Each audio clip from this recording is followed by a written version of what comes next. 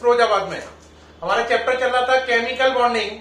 पिछले वीडियो में अपन ने VSEPR थ्योरी कंप्लीट करी है, जो कि आपको बहुत पसंद आई होगी। अब इस वीडियो में हम पढ़ेंगे नई थ्योरीज, वो है VBT और MOT। बेटा बात आई, दो थ्योरी कौन कौन सी हैं, VBT और MOT। अब आता है VBT का मतलब क्या है, वैलेंस बॉन्ड थ्योरी। इसका है मॉलिक्यूलर ऑर्बिटल थ्योरी, है ना। अब आता है VBT और MOT की जरूरत ही क्या है सर।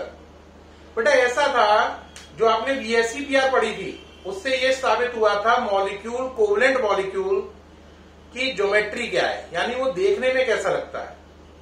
तो कोवलेंट मॉलिक्यूल देखने में कैसा लगता है हमें समझ में आ गया VSEPR से, और हमें यह भी समझ में आ गया कि कोवलेंट बॉन्ड इलेक्ट्रॉन की शेयरिंग से बनता है।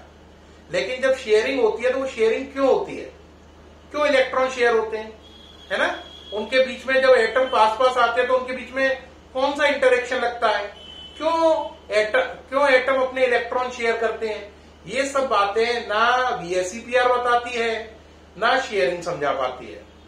तो एटम इलेक्ट्रॉन शेयर ही क्यों करते हैं, और एटम जब पास पास आते हैं तो उनके बीच में कौन से इंटरेक्शन लगते हैं, इन्हें समझाने के लिए दो थ्योरी दी गई हैं, VBT एंड MOT। एक एक करके दोनों थ्योरी को शुरू करेंगे। तो पहले स्टार्ट कर रहे हैं VBT, ठीक है। सामने से हट गया हूं, नाम नोट करें जरा। चलिए भाई, अब VBT थ्योरी के इंपॉर्टेंट पॉइंट लिखें आप। पहली थ्योरी है VBT, है ना। चलिए भाई, वैलेंस बॉन्ड थ्योरी, VBT, है ना।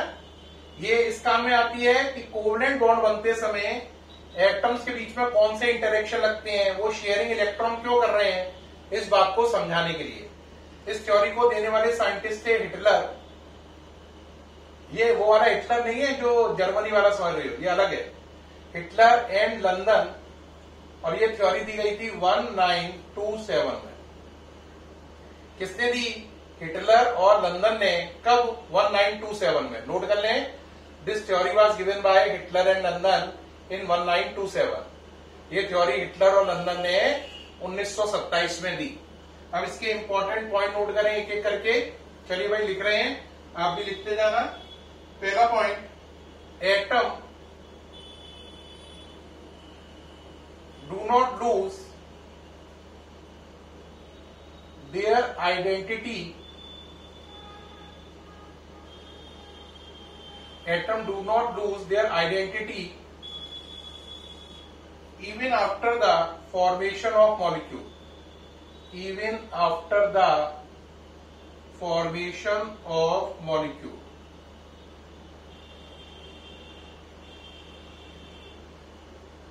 पहला पॉइंट नोट कर लें, एटम अपनी पहचान नहीं खोते हैं मॉलिक्यूल बनने के बाद भी, यानी मॉलिक्यूल बनने के बाद भी एटम की पहचान बनी रहती है। अगला लिखें, the bond is formed, the bond is formed due to interaction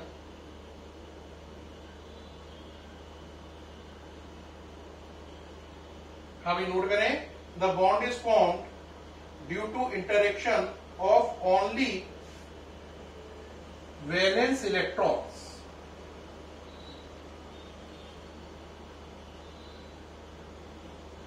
Only valence electrons when two atoms come close to one another.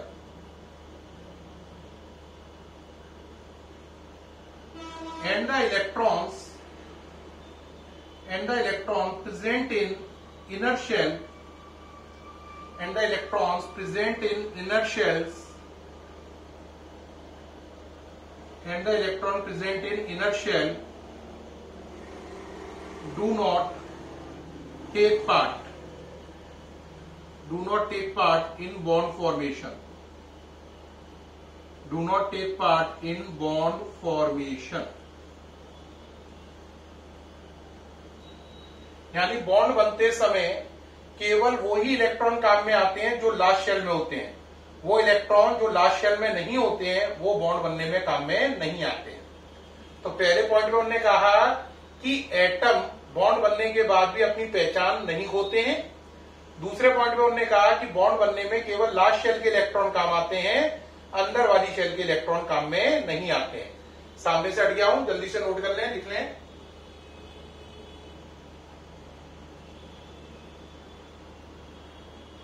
अब चले point number third.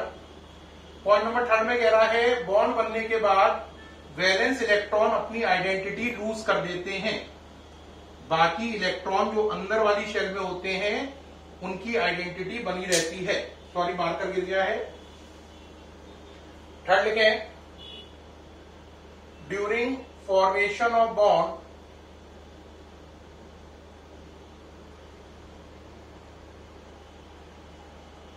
Valence electron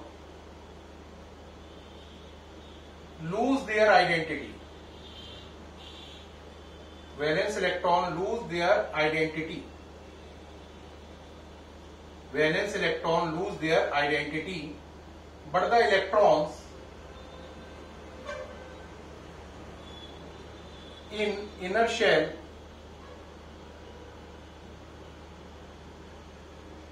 maintain their identity.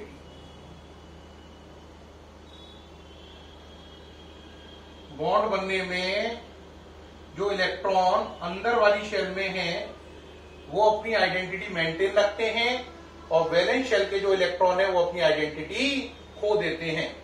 ये तीसरा पॉइंट था। चौथा point note करें। चौथा point है the stability जो है, स्टेबिलिटी ऑफ बॉन्ड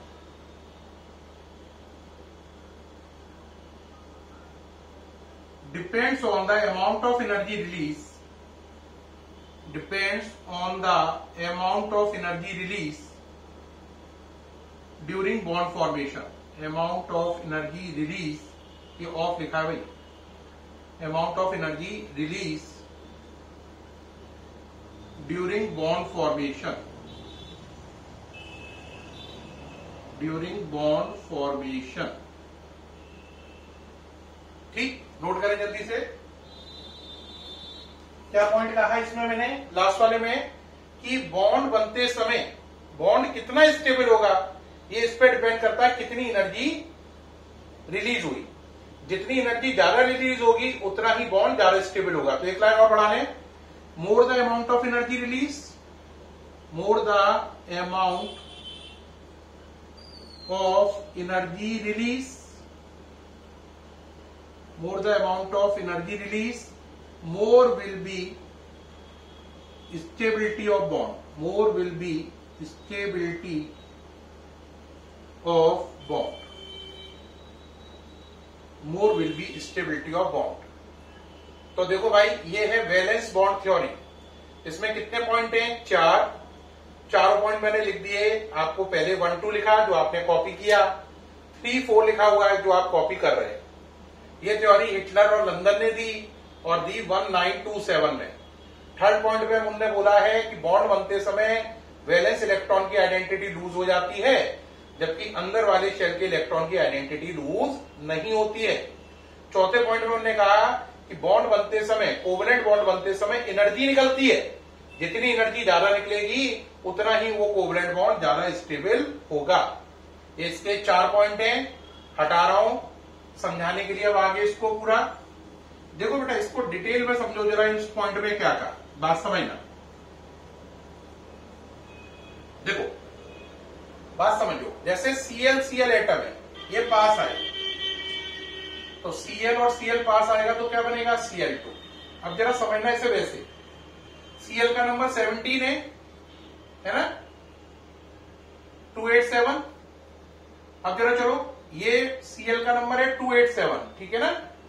Cl का नंबर कितना है? 287, ऊपर लिख लो। लास्ट शेल में 7 इलेक्ट्रॉन है, तो ये न्यूक्लियस, ये पहली शेल, ये दूसरी और ये तीसरी। ये पहला Cl है।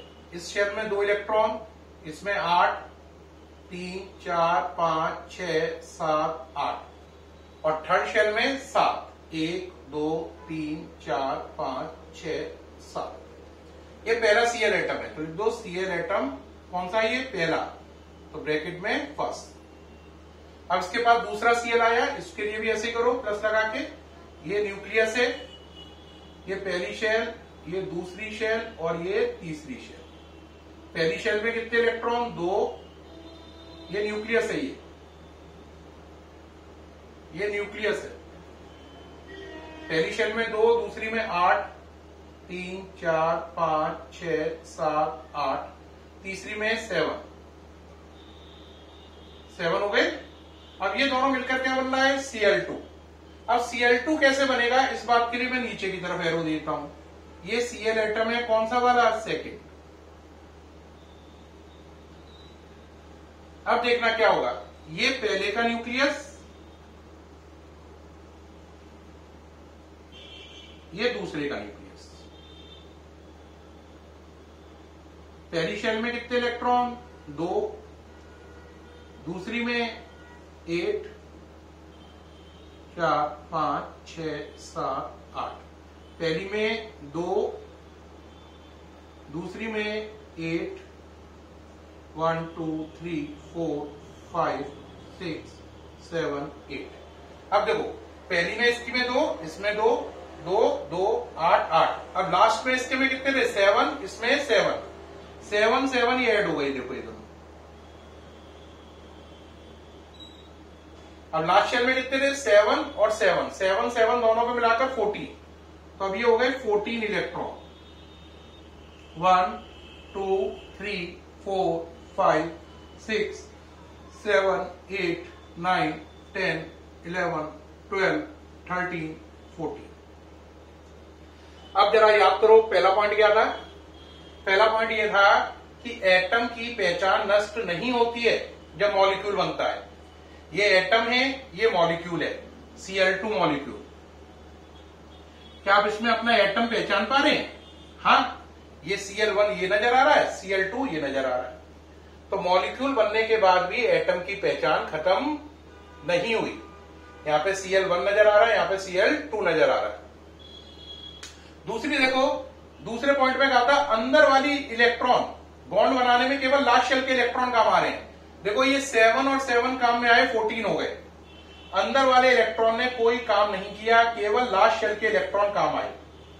अब लास्ट शेल के जो इलेक्ट्रॉन है, देखो ये 14 इलेक्ट्रॉन इस न्यूक्लियस के चारों ओर भी घूम रहे हैं, और ये 14 इलेक्ट्रॉन दोनों न्यूक्लियस के चारों ओर घूम रहे हैं, ये वाला इसके चारों ओर भी, इसके चारों ओर भी। तो वैलेंस शेल के इलेक्ट्रॉनों की पहचान खत्म हो गई, क्योंकि अब वो दोनों न्यूक्लियस के चारों ओर घूम रहे हैं, इसके चारों ओर भी, इसके चारों ओर भी।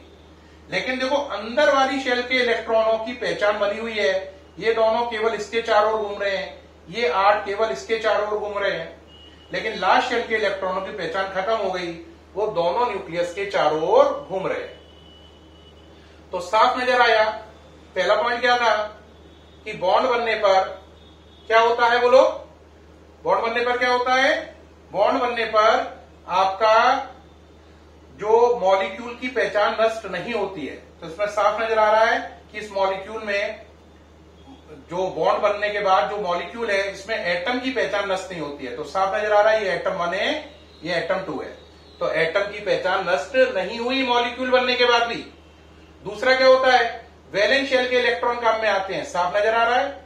तीसरा, वैलेंस शेल के इलेक्ट्रॉन की पहचान नष्ट हो गई, साफ नजर आ रहा है, ये दोनों न्यूक्लियस के चारों ओर घूम रहे हैं। लेकिन अंदर वाली शेल के इलेक्ट्रॉन केवल एक ही न्यूक्लियस के चारों ओर घूम रहे हैं।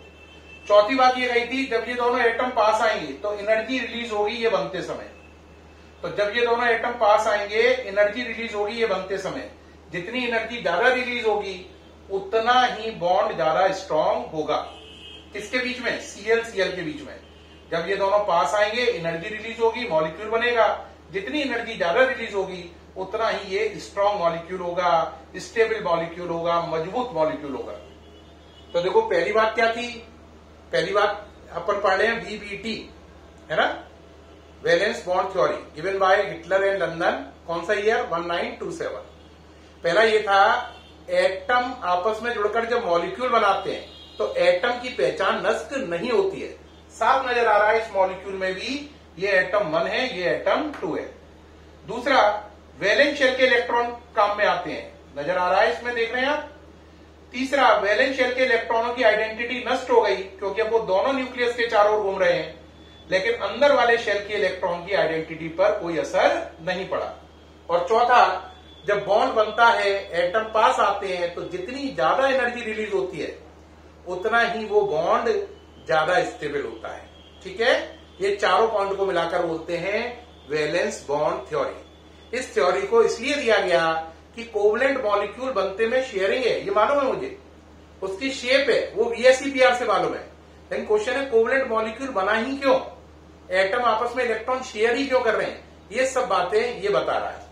तो इसका आंसर हुआ एटम इलेक्ट्रॉन इसलिए शेयर कर रहे हैं क्योंकि इलेक्ट्रॉन शेयरिंग करने से एनर्जी बाहर निकलेगी और स्टेबल बॉन्ड बन जाएगा। ठीक है, अब बात आती है इस थ्योरी के दो एप्लीकेशन हैं, किसके, VBT के। कितने एप्लीकेशन है, दो। पहला आपके कोर्स में है, हमें बताना है इस थ्योरी के आधार पर कि हेडिंग है एप्लीकेशन ऑफ VBT। तो इस थ्योरी के दो एप्लीकेशन है आपके कोर्स में। पहला हमें बताना है why H2 molecule exist, H2 molecule क्यों बनता है, और दूसरा बताना है why He2 molecule does not exist, why He2 molecule does not exist. तो हमें दो बातें समझानी है। पहली समझानी है H2 मॉलिक्यूल क्यों एग्जिस्ट करता है, दूसरी समझानी है He2 मॉलिक्यूल क्यों एग्जिस्ट नहीं करता है। तो हम पहला पॉइंट लेंगे, H2 मॉलिक्यूल क्यों एग्जिस्ट करता है। तो क्वेश्चन है why H2 molecule exist, why H2 molecule exist. देखो बेटा, ये पहला H है, ये न्यूक्लियस, ये शेल और इसमें एक इलेक्ट्रॉन। ये दूसरा H है, न्यूक्लियस, ये शेल, इसमें एक इलेक्ट्रॉन। तो ये पहला H है, उसका नाम रखा है HA, है ना, हाइड्रोजन फर्स्ट। और ये दूसरा H है, इसका नाम रख लिया HB या H सेकेंड। तो ये दो H एटम है जो पास पास आ रहे हैं और H2 मॉलिक्यूल बना रहे हैं। क्या बना रहे हैं, H2 मॉलिक्यूल। हमारा क्वेश्चन है ये पास पास आकर दोनों H एटम H2 मॉलिक्यूल क्यों बना रहे हैं। ये H एटम इस H एटम के साथ H2 मॉलिक्यूल क्यों बनाने में इंटरेस्टेड है, इस बात को हमें समझना है। पहले आप इसे ड्रॉ कर लें जल्दी से, फिर आगे चलते हैं। ड्रॉ कर लें जल्दी से।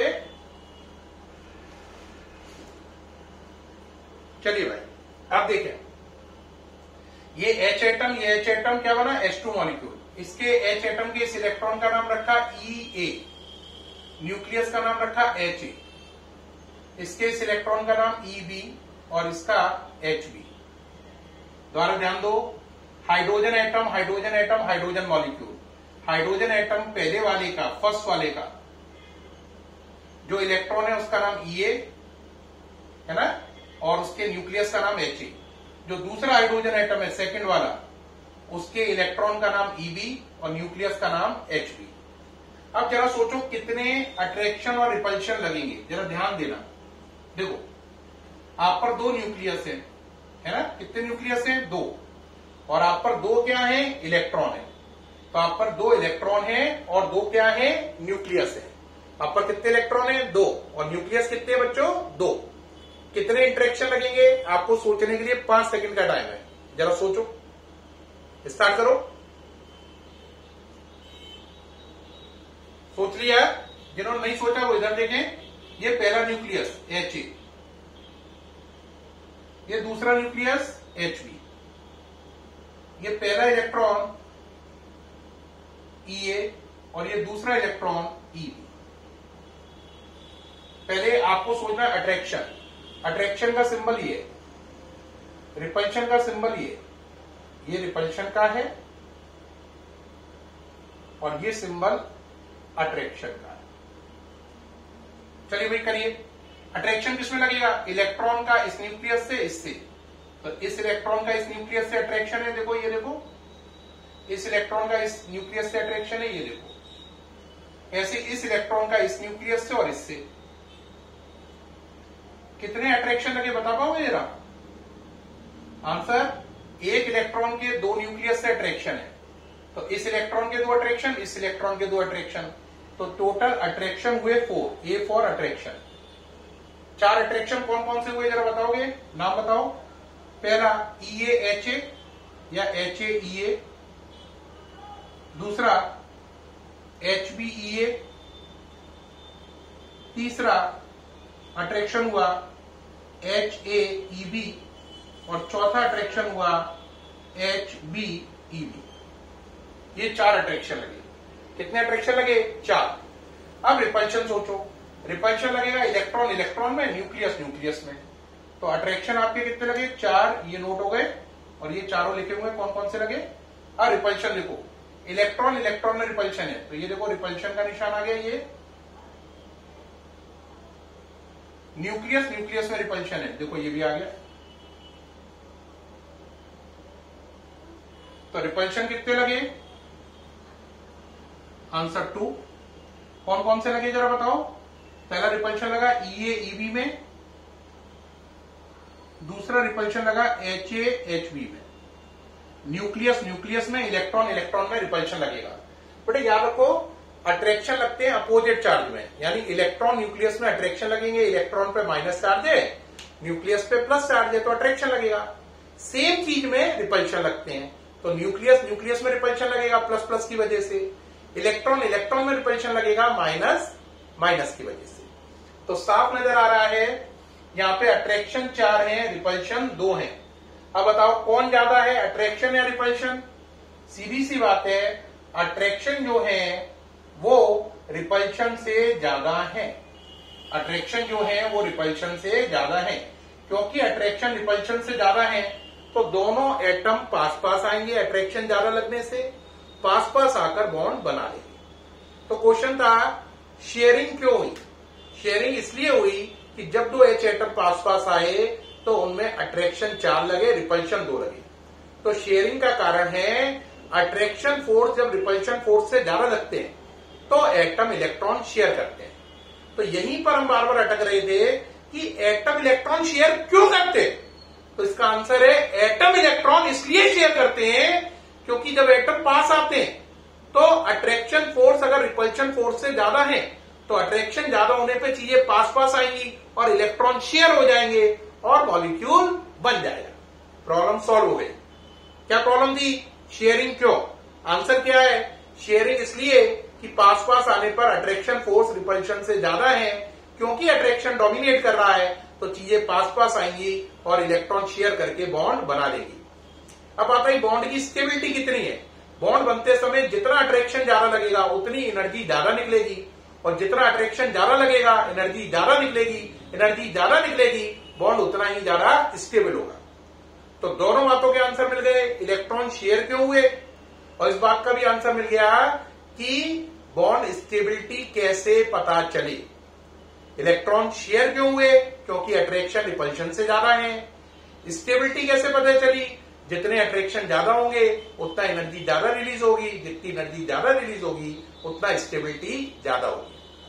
तो हमने देखा कि जो कोवलेंट बॉन्ड के बारे में हमारी समस्या आ रही थी, VSEPR ने हमें शेप बताई थी और हमें यह मालूम था इलेक्ट्रॉन शेयर होते हैं, लेकिन यह नहीं मालूम था इलेक्ट्रॉन क्यों शेयर होते हैं, बॉन्ड स्टेबल क्यों होता है।